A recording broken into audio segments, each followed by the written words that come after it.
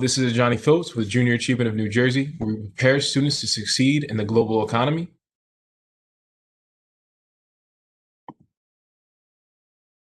This is Ashley Dennis, Bank of America Merrill market leader in Northern New Jersey. My name is Kowsky, regional exec for the Manhattan Coastal New Jersey region for Bank of America, cover both New York City and New Jersey. And my name is Meka, and I'm a financial solutions advisor with Bank of America and Merrill out of Lawrenceville, New Jersey. Ashley, Meka, and Kowsky, I want to take some time to thank you guys for taking the time out of your day to record this quick fireside chat with me, share some insight for our young people. I'm going to start. Meka, would you mind explaining your job story, meaning any job you've had in the past and how that correlates to what you currently do with Bank of America? Absolutely, Johnny. So I've had numerous jobs in the past that have helped me and prepared me for my role that I currently hold with Bank of America and Merrill. So I used to be a server at Movie Tuesdays, wasn't very good at it. And that taught me a lot of patience in dealing with customers. I also was in sales, right, working retail for limited brands. And that taught me how to be a self-starter and a go-getter, right? Because if I didn't perform, right, my paycheck was smaller and I wanted to make sure I was able to eat. So can you guys see me okay?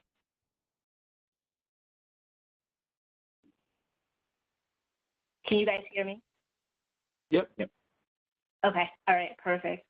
So throughout all of the jobs that I've had, learning, customer service and how to deal with people and how to sell, right, that prepared me for my role within Bank of America. And I've actually had numerous roles at Bank of America, right? So starting out as a part-time teller over 15 years ago and slowly working my way up and just learning more as I began to just gather a deeper skill set around the customer service aspect and being able to help clients with their financial priorities and also their goals.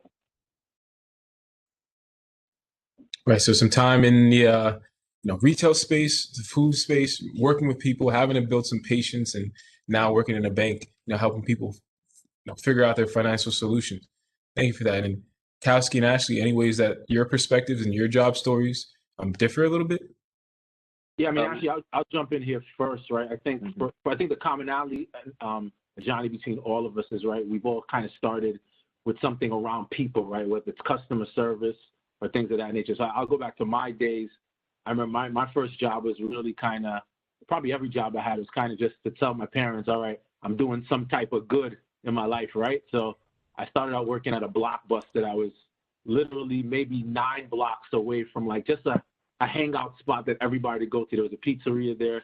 So the Blockbuster was open, and I'm probably dating myself because Blockbuster's not around anymore. But I think for me, a job like that, you got to go and you talk to movies, but it's just a matter of just not being shy around people, that being an extrovert, that those intangible things that I think when you get in the workforce, you never think you need, right? You just think school, get a diploma, this is the job I'm set for. Nobody talks to you about networking, right, or being expressive or not being shy to share your thoughts.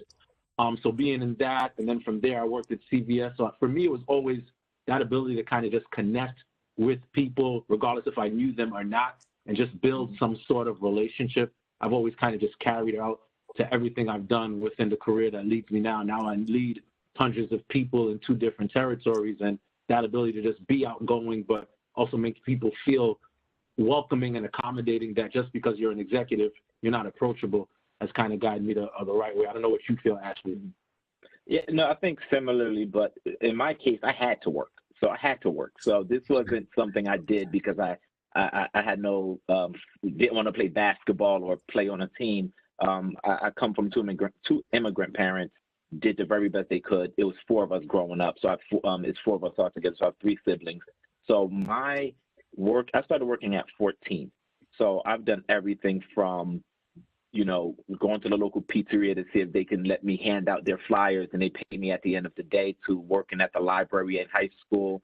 And my real job that I feel is my first job is when I worked for Pathmark. And this is how I came to work for the bank, because during those times, we were launching an in-store location branches. and I really got cool with the manager there. And one day, after weeks of her coming to my aisle and my register, we're talking and her purchasing her lunch, she said, "Why don't you come work for us? We'll pay you more and you're counting money." So, I said, "Hey, listen, I was getting $8 at the ShopRite. They offered me 12. I thought I hit the lottery." So I jumped over, and that's how my career started here at Bank of America, or at the time Summit Bank. So this wasn't something that I thought or knew I wanted to go into. But to Kowsky's point, once I got here, then I realized, okay, I don't know much.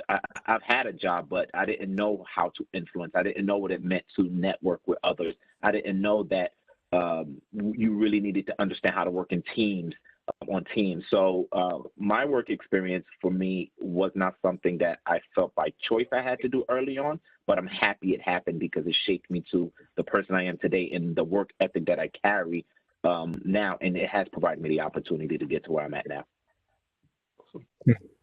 Some differences, but some similarities in here. So whether it's you're working because you have to and you need to make money, you got to make it work for yourself and your family, or Kowsky, as you mentioned, you want to do good, you want to have a job, you're an extrovert, you want to be involved, right? There's never a problem with taking a risk and taking a job, and you never know where that can lead you. So thank you guys for sharing that. That's really important, and different perspectives on why you might start working at a young age. And Kowsky, you mentioned wanting to do good and wanting to talk to people. So can you explain how your education path might have supplemented that extroversion and your ability to speak with people? Yeah, I mean, for me, I think schooling for me, and again, both of us, I think, and I think all of us on the phone want to make your parents proud.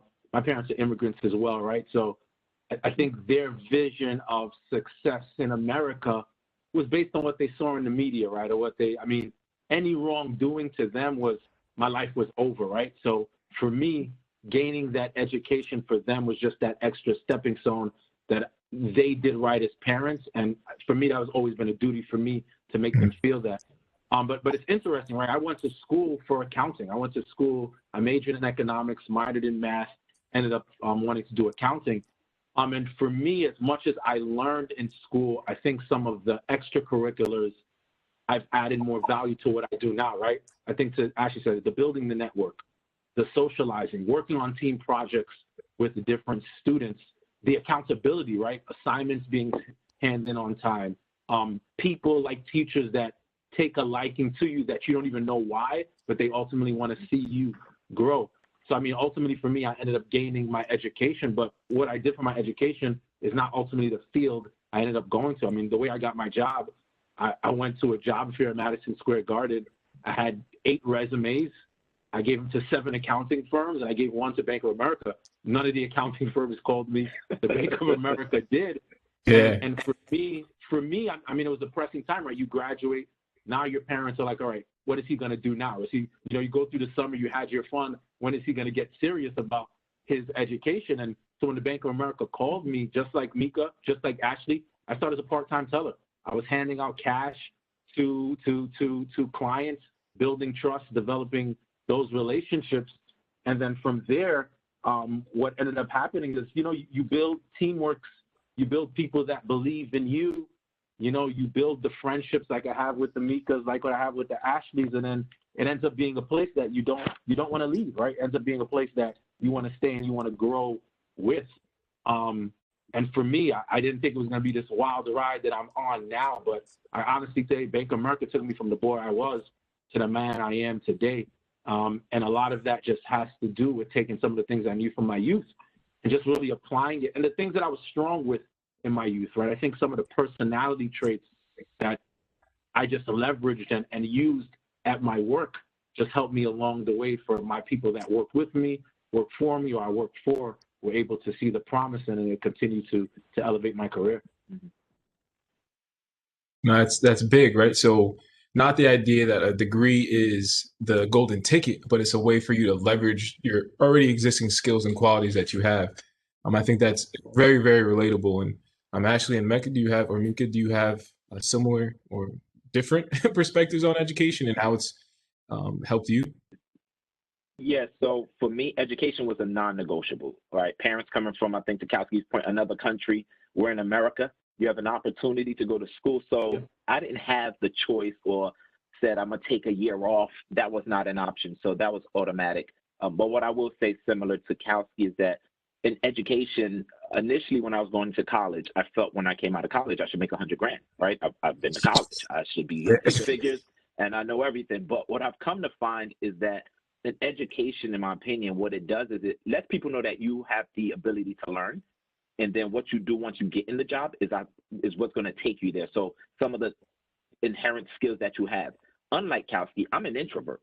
So many people don't know that. I don't like to be in front of crowds, but going to school, presenting in class, large class spaces have made me, forced me to have to get comfortable speaking in public, which in turn has helped me in the job and the line of business that we're in now. Kowsky can attest to it, Meka can as well. We're presenting any day of the week, at any time, at any given moment. So those are the things that when I went to school, when I think back to my career now, those are some of the skill sets and some of the things that I picked up, not necessarily what I learned from the books, the practical applications of some management theory, but really some of the other pieces that allowed me to be who I am, because I am naturally someone who does not like to get in front of crowds, but I'm very comfortable with it now.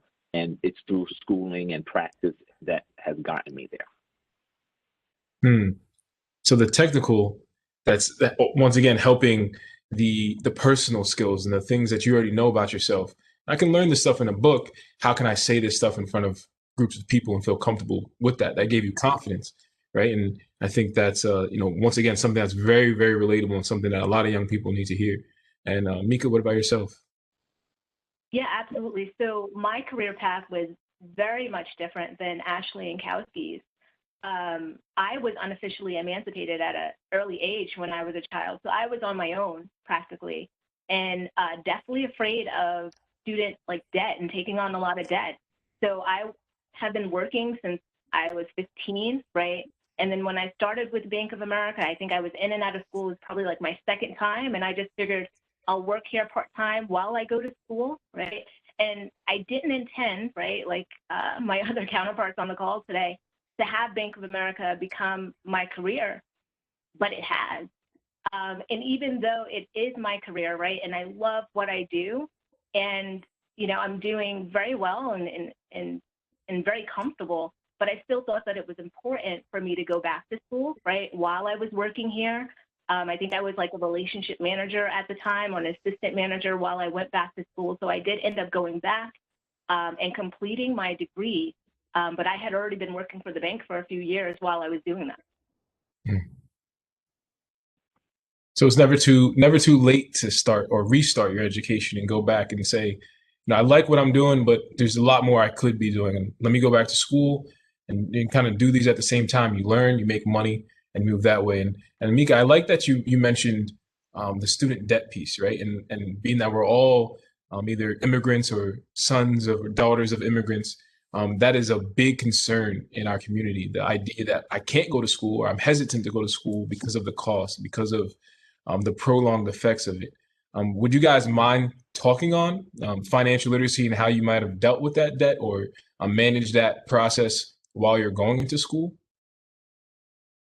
Yeah, I can start here. I think it's one of those things, right, that I think whether your parents are immigrants, not immigrants, or our accessibility to understanding debt, for me, I can talk for me at a young age, wasn't there, right? And that's because my parents coming here from a foreign country, their understanding of debt, the right debt, the wrong debt, was foreign to them, right? But I think for them, it was just, I have 3 sons. We are going to do everything we can to make sure that they are seeing better stepping stones that I have seen. So there were times, right, and I think we can all say that my parents, and obviously myself included as well, where the opportunity to, what's the right word, the opportunity to really achieve what you wanted to achieve because of some of the hindrance, whether it was debt, or whether it was awareness, or whether it was opportunity, those are a lot of obstacles that we faced, right? I can speak for myself that there were probably 2 schools that I would have went to if I had known certain things that I ended up not going to, because I just wasn't aware, and I ended up choosing the school that I ended up choosing, which was Hunter College, right? But if I had had a little bit more awareness, a little bit of understanding of what was an opportunity for me or what was accessible to me, I would have made different decisions, and my parents would have probably made those different decisions as well. What I would say to many, right, is that sometimes as the kids, we have to educate ourselves a little bit more. Given that my parents were doing the work, I wish at the time I had dug in a little bit deeper with some of the education, knowing what I was accessible to, asking people for the help, right? Instead of always just going to my parents for the help, asking people that are kind of navigating through those same waters. All right, what are you doing to get here? Or how are you? And sometimes you're just afraid to have those conversations, even amongst your friends, because, you know, you want to keep things within the household, right? You don't want necessarily your good friends to know and things of that nature. And if I felt if I had educated myself more, even just a teacher, right? Even just a guidance counselor, somebody that's, again, part of your support system as you're in your current school setting. I never went to my guidance counselor in high school to ask, hey, what can I do? Because there are opportunities financially within my household. I just tried to keep all those things in. And those are things that I wish I could have done better. And things that I have two brothers that are younger than me that, not the brother under me, but my youngest brother, we were able to teach him, say, hey, let's go to your guidance counselor and ask these questions. Mom and pops don't know all these questions. They don't know that yet. They know, come to this country, work, get it done. My money is my money. I don't know what the right debt or the wrong debt is, right? They don't know the credit card that they have. They weren't that established yet to know the different avenues that can take. So I would say always seek and find out, especially for your education, what are the financing options that you have, and don't always rely that your parents are going to know. Provide help to them too, as they're providing help for you to kind of move you along your journey. Right. So using your network outside of your home base to find, and don't be afraid to ask questions, right? Because it's not a bad question. It's sometimes you just need the information. So thank you for sharing that. Ashley and Meka, anything? Yeah, mine was a little different because my father, as I mentioned, is an immigrant, and after doing years of jobs that he just felt he couldn't do anymore, my father went back to school at 38 with 4 kids and with a wife. So by the time we came around to going to school, we had a better understanding of the financial aid process. And what I find today, when I even speak to young kids as I'm, volunteering and talking to them, they heard of financial aid, but many of them do not know how to go about accessing that. They don't know how to complete the application. I've known kids that couldn't get financial aid because their parents never filed income tax, so they were unable to provide the documentation to help support that. So what I would do or recommend to those young adults that are looking but are afraid and don't know how they're going to pay for it, they don't want to incur the debt, I think to Kowsky's point, you have to ask questions. You have to leverage the resources, especially if you're still in high school. That's what your guidance counselors are for, teachers, and just not be afraid to ask, because there are more people in this situation than you think. But I think, again, when you're coming from certain environments, certain demographics, you may feel that or embarrassed that I don't want to ask because they're going to think that I don't have. But guess what? We all live in the same place. We don't have. Right? So it's not like we all live in Newark where I grew up and, Kowsky, if he was my neighbor, I thought he had. No, we live here because we're probably all in the same boat. So I would just say, just be courageous and ask for the help, and you'll be pleasantly surprised to see how many people are willing to provide you with that assistance. Yeah, and to put a fine point on that, Johnny, I think sometimes because of the lack of education, you hear debt and you automatically associate it to something bad. Debt can be good or can be bad. What you got to think about debt is what are the fruits of that investment in that debt, right? So if I develop debt for education, I'm doing that to invest in a better Kowsky. If I do debt to get a home, I do that to provide a foundation for my family. If I accumulate to buy Jordans, you got to ask yourself, what are those Jordans doing from you from a long term, or is this just a short term kind of appeal? If I'm gaining debt to buy a car, is this a car that's necessary for me to be able to get back and forth to work, or just to say I have a car? I think sometimes because of that lack of education with financial literacy, you were just predetermined that getting debt means it's automatically bad. It's okay to owe if at the end of the day it's going to lead more to more blossom for you for what you owe. That makes sense. 100%. You're investing in yourself, right? And you're investing to make yourself better. And actually, to your point, it's not just you. A lot of times when we feel backed up into our corner, we feel like it's just ourselves. We forget that there's a lot of people in the same situations who are willing or, capable of offering some insight. So thank you guys for that point. And Meka? So for me, just to piggyback on everything that Kowsky and Ashley just shared, right? So I was one of those who didn't know anything about taking on student loans, except for, all of the bad stigmas about taking on debt and what it's going to do to your credit score. And I didn't have anyone in my life to educate me, right? And to steer me in the right direction. And this would be my advice to anyone watching this video, exactly what Kowsky and Ashley laid out. It's reach out to your guidance counselor, reach out to your teachers, find a mentor, right? Someone to help guide you through this process, because there are so many opportunities for us to continue our education, right? And just like Kowsky said, it's an investment in ourselves and an investment in our future, and it's worth the investment. We're worth it. Mm-hmm. Right. Invest in yourself and invest in your future. So throughout this entire conversation, you guys all mentioned some networking tips, right? And Kowsky, you went to an event and you handed out 8 of your resumes, and Ashley, you were at the grocery store and talking with someone counting money, and you got a job opportunity that way. Meka, you've been doing a lot of different jobs and just moving and finding the next opportunity. And this is all using your network and using your world to expand, right?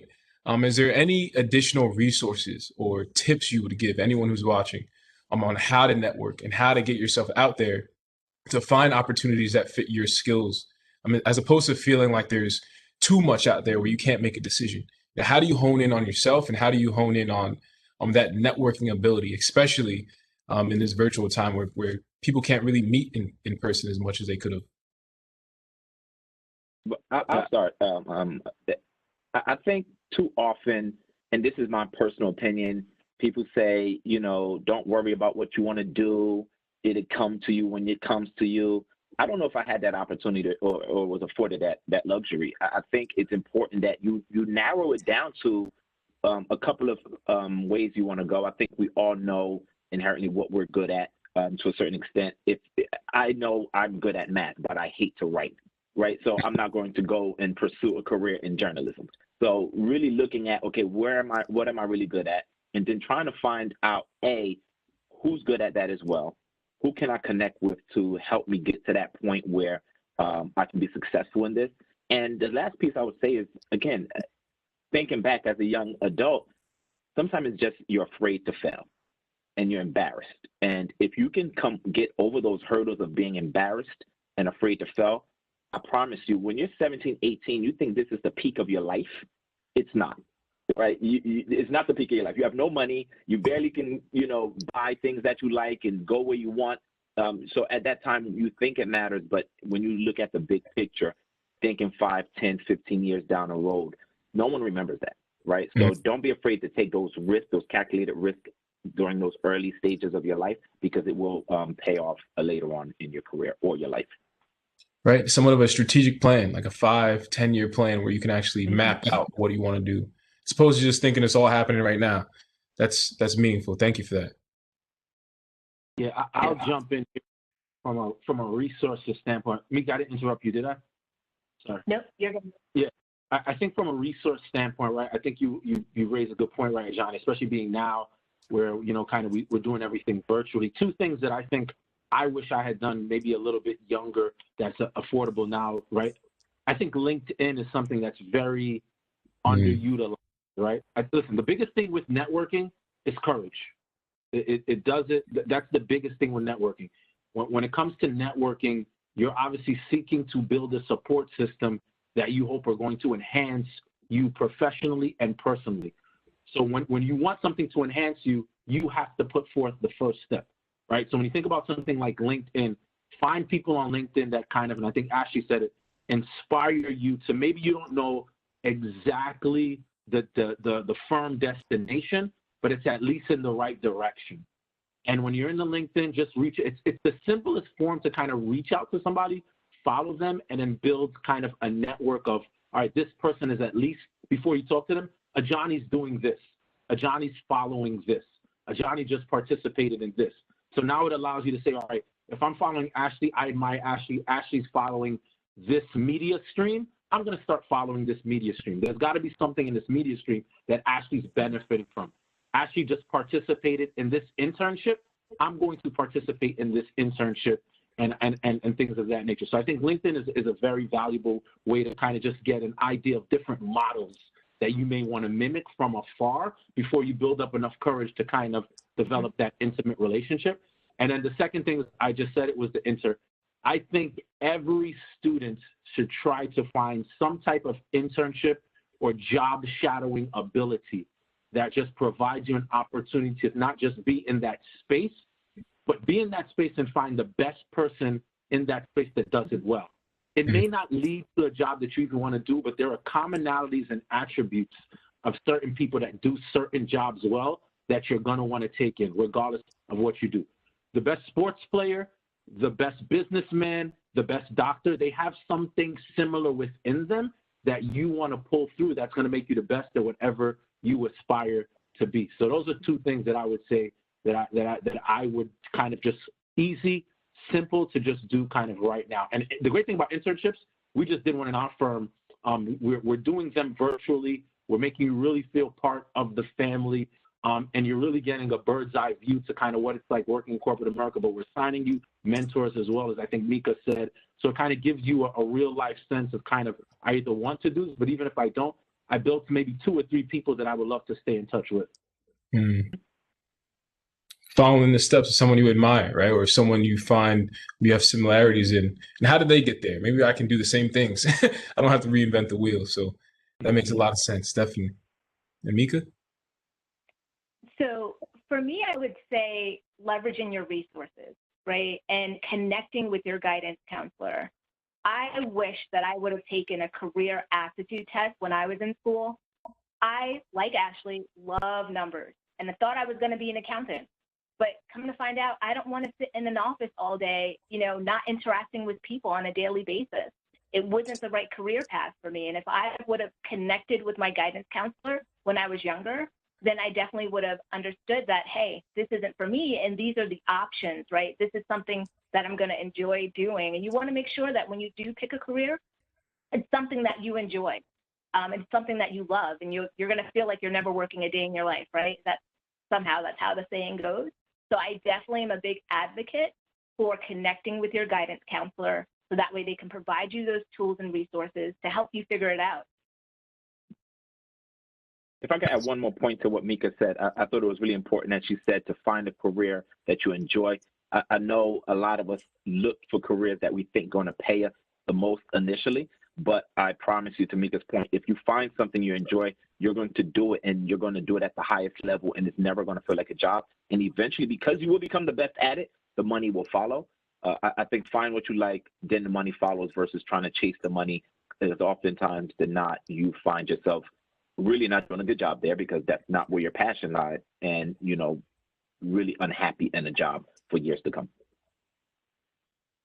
No, that's some really good insight, right? So just working past networking and having the courage to put yourself out there and say, this is something I want to try, and just maybe take the shot, or being resourceful, right? And using what you have and making it work for yourself, and the longevity of it, right? Not worried about the instantaneous gratification, and seeing what maybe 5 or 10 years can bring for you. And in the long run, you'll probably end up making more money, as you guys are attesting to, right? So Ashley, Kowsky, and Meka, I really want to thank you guys for taking the time and sharing this insight with us. They say your time is one of the most valuable things you can give. From Junior Achievement, we really, really do appreciate you guys taking this time. Happy holidays, and we look forward to working with you guys in the future. Thank you. Fantastic. Thanks for having us. Thank you.